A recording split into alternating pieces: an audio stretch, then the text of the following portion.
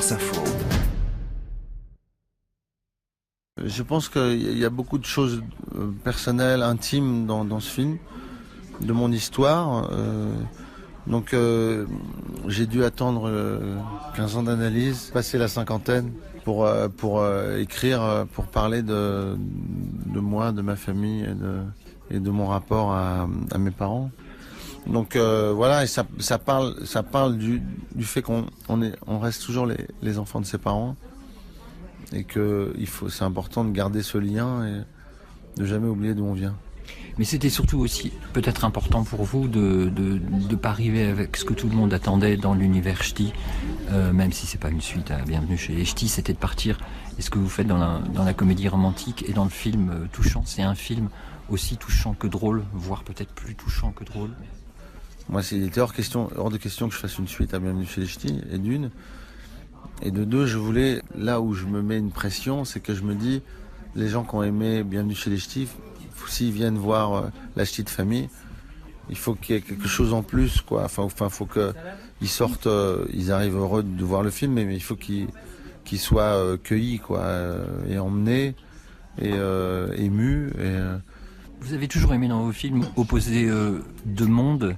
Là, c'est les ch'tis d'un côté, c'est les ch'tis populaires, et de l'autre côté, le monde de l'art parisien, extrêmement très parisianiste, qui se regarde le nombril. Très souvent, la comédie, il faut qu'il y ait une friction pour en arriver à faire rire et à créer des scènes de comédie, qu'il y ait une friction entre plusieurs mondes. Et moi, j'ai grandi entre deux cultures, la culture kabyle, la culture ch'ti. Il y a eu deux mondes, celle de ma famille qui nous acceptait et celle de ma famille qui nous rejetait. Et c'est vrai que je suis sorti d'un monde simple, pauvre, prolétaire, très modeste, et je suis arrivé dans un milieu parisien ou du show business. Moi, j'ai mis longtemps, par exemple, à accepter de gagner plus d'argent que mes parents. C'est une drôle d'impression. Pour vous, la société française, elle est encore scindée entre deux mondes qui se parlent pas trop, voire pas du tout? Je pense pas que les deux mondes se parlent pas. Je pense qu'il y a les deux mondes qui ne se parlent pas. C'est à la fois le monde des gens qui sont ouverts sur les autres, hein, qui s'intéressent, qui sont curieux.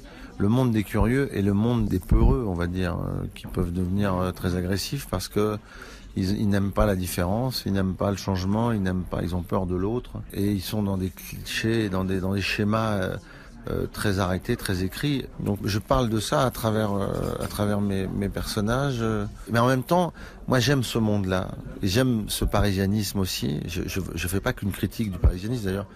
Je le montre tel qu'il est, tel qu'il peut être parfois, mais c'est quand même un monde formidable. Mais c'est toujours la frontière entre partager son savoir et étaler sa science. Au fil des ans, votre dernier film a fait plus de 4 millions d'entrées. Comment vous continuez à vivre ce lien indéfectible que vous avez avec le public, avec un public populaire? Comment vous vivez cette connexion qui dure, perdure? Comment vous la vivez? Comment vous l'expliquez? Il y a une chose qui est importante. Moi, je continue à travailler parce que j'ai envie de faire rire et d'émouvoir. Et que c'est ma motivation, c'est mon oxygène, c'est faire rire, c'est pour moi primordial, vital. Et moi, j'aime les gens et on avance dans la vie et on vit bien quand on partage des choses avec les autres, quoi.